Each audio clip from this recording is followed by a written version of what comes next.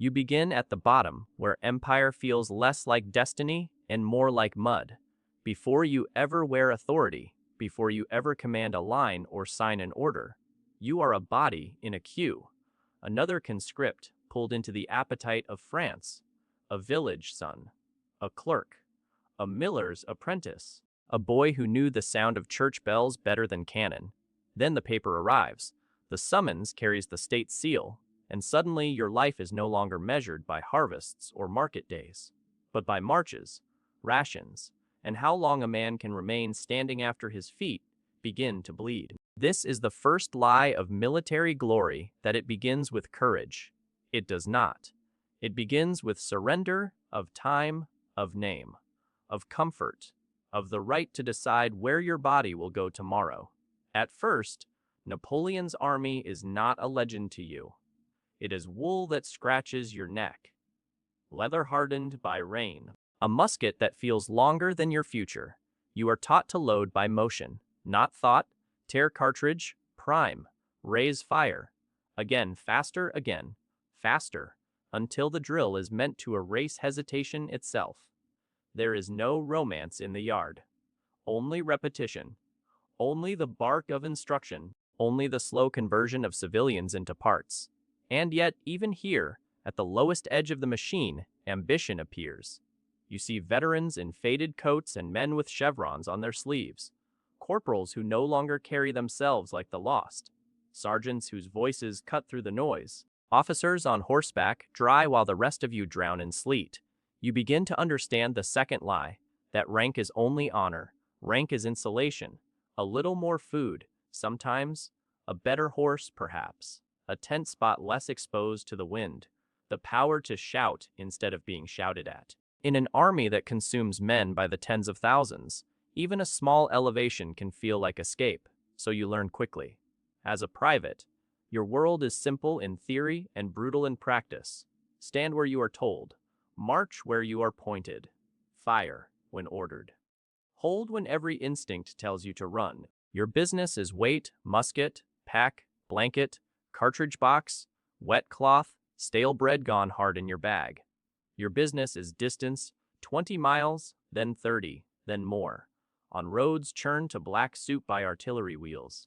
Your business is hunger, because the bullet is not always the thing most likely to kill you. It might be dysentery, fever, exhaustion, a winter march in boots, splitting at the soul.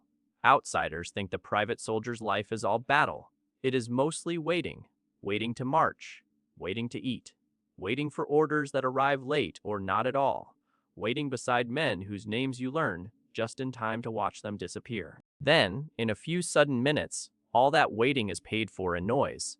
The first time you stand in line under artillery fire, you understand how thin discipline really is. The cannonball does not look heroic. It does not announce itself like legend. It arrives low, hard, and indifferent, smashing through men the way a thrown stone crosses water. A scream begins somewhere down the rank. Smoke rolls. Officers shout. Your mouth tastes of saltpeter and fear. And still you reload, because the man beside you reloads, and because to stop is to feel too much. If you survive enough of these moments, and if you keep your head when others lose theirs, the army notices. Now you are a corporal. It sounds small. It is not small to you. It is the first step upward, the first time the machine asks you not merely to endure its violence, but to help administer it. You are responsible for a handful of men, and the change is immediate. Before, your failures belonged mainly to you. Now, another man's sloppiness can become your humiliation. Another man's panic can become your problem. You inspect muskets. You repeat orders. You keep the line tight. You wake others before dawn and go to sleep after them. You discover that authority in its earliest form is not power. It is friction. Most people misunderstand this stage. They think the first promotion means pride. Sometimes it means loneliness. You no longer belong fully to the men you slept beside in the ranks, but you are nowhere near the officers either. You stand between worlds, trusted by neither without condition. You must punish men you pity. You must correct men you once joked with. The chevrons on your sleeve are not decoration. They are a warning. You are becoming useful in a different way now.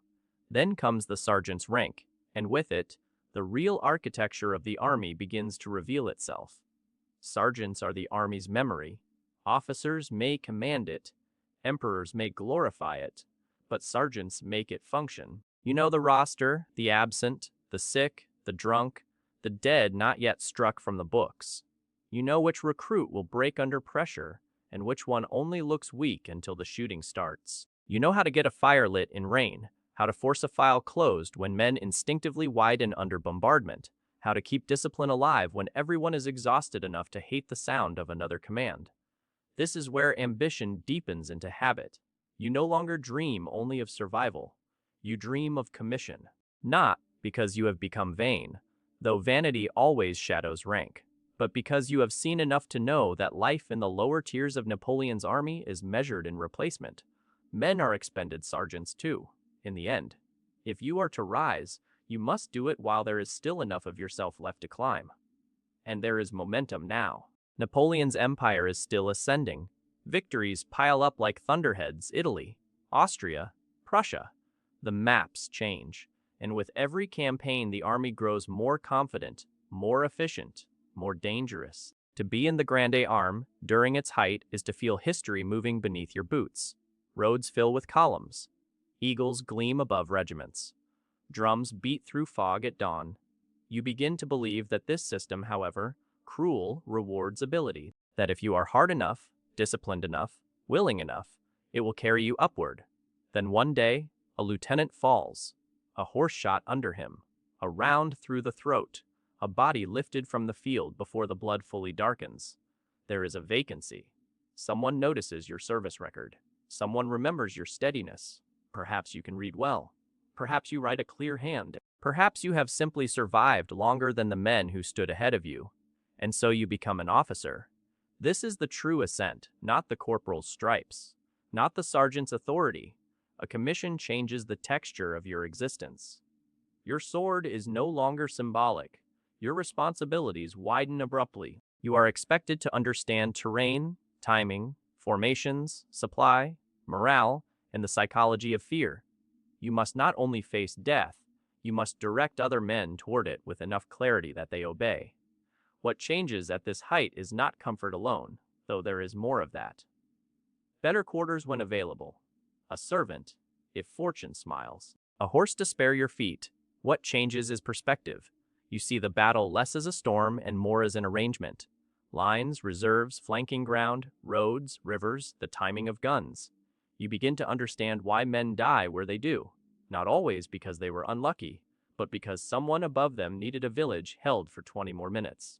A hill taken before dusk, a bridge denied at any cost. And this, more than danger, alters you.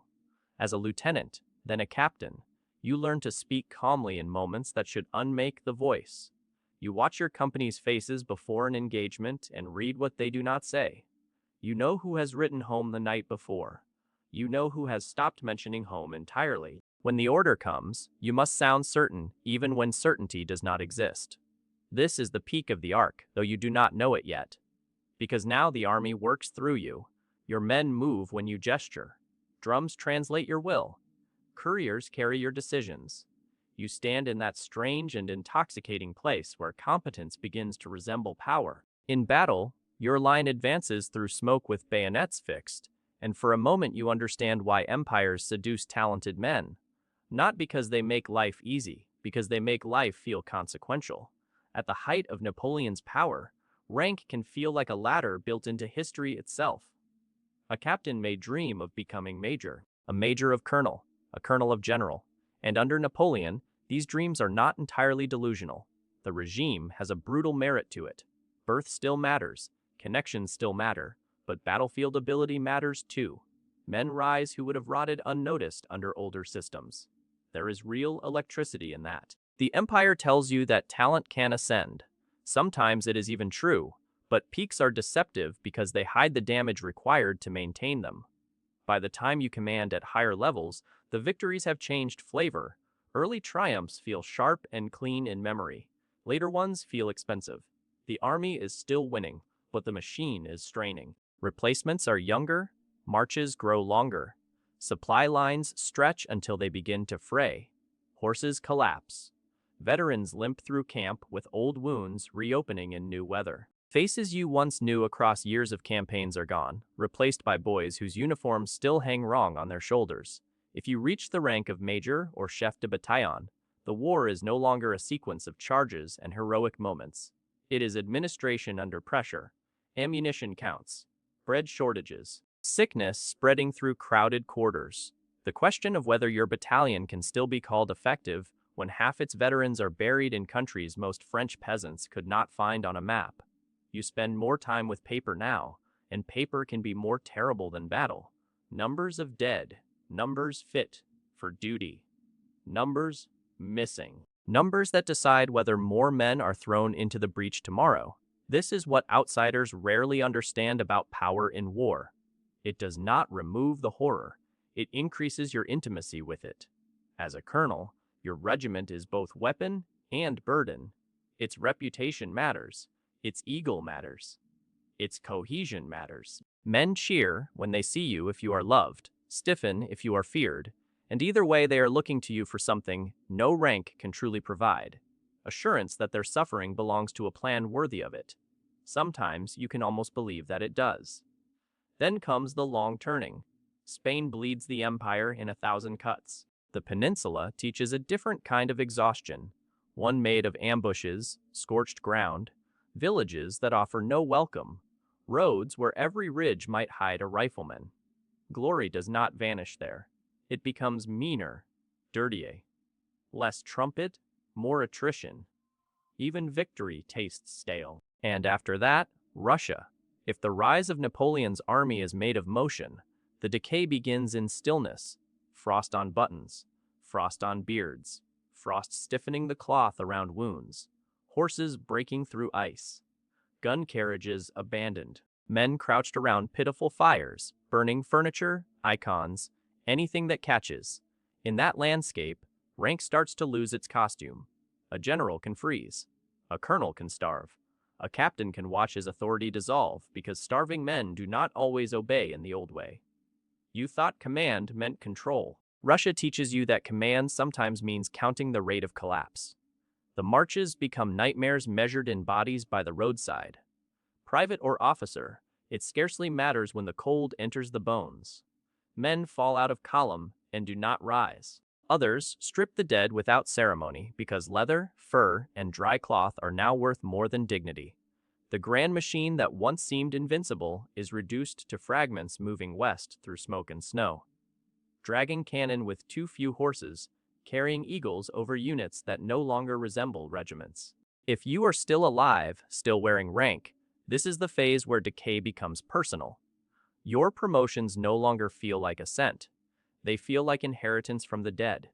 A vacancy opens because someone was shot at Borodino. Another because someone froze during the retreat. Another because disease took a man in a barn before dawn. You rise, yes, but upward through absence, through attrition, through the silence left by those who should still be here. And the empire does what empires do. It asks for more. New levies, new boys, new uniforms sewn too quickly. The old standards carried by hands too young to remember Austerlitz. If you become a general in these final years, it is not the generalship of early legend. It is triage on a continental scale. You command men who are brave but not seasoned. Columns that look imposing from a distance and fragile up close. You issue orders knowing the army beneath them is thinner in every sense. Experience, horses, morale, trust. This is the hidden cost at the top. Not luxury, not vanity, not even danger. Witness. You have seen too much of the mechanism to believe in clean stories anymore. You know how campaigns are fed, how ambitions at headquarters become graves in orchards and ditches, how a brilliant maneuver may still require 3 battalions to die buying the time that brilliance demands. The higher you rise, the less innocence remains. By the end, command is an education in what can be asked of men when a state decides necessity outranks mercy. Then, the collapse quickens. Leipzig, France invaded, abdication. A return. Then, Waterloo, where the last great effort hardens into final defeat under rain and smoke. By now, whether you are a battered veteran officer or an aging commander, the energy that once drove the army has changed into something harsher. Habit, loyalty, pride too, stubborn to call itself hope. Men still form ranks. Drums still beat. Orders still move down the chain. But the future has narrowed. The empire is no longer expanding. It is defending memory, and when it ends, it does not end cleanly. That is another lie of history, especially when told backward. Maps change in treaties. Names are written into textbooks. Regimes fall in tidy sentences. But for the men inside them, endings are administrative, humiliating, and slow. Half pay, disbandment, suspicion. Old uniforms hanging in cupboards, wounds that ache in damp weather. Former officers learning again how to speak to civilians who have no idea what it meant to command during a retreat with the sky full of crows and the road full of dead horses. Aftermath is where rank becomes residue. If you return home at all, you return altered in ways villagers can see only in fragments. Perhaps it is the scar, perhaps the way you sit facing the door, perhaps the silence that enters you whenever church bells sound too much like distant artillery. The farm is still there, maybe the street, the mill. But you are no longer the man who left. You have lived as private, corporal, sergeant, officer, commander. You have learned how easily the state can turn boys into instruments and instruments into ghosts. And the strangest thing is this: parts of you miss it. Not the hunger, not the stink of wet wool and infected wounds, not the screams, but the clarity, the terrible clarity. In the army, every dawn carried purpose, however merciless. Every rank gave shape to the day. Every decision mattered at once.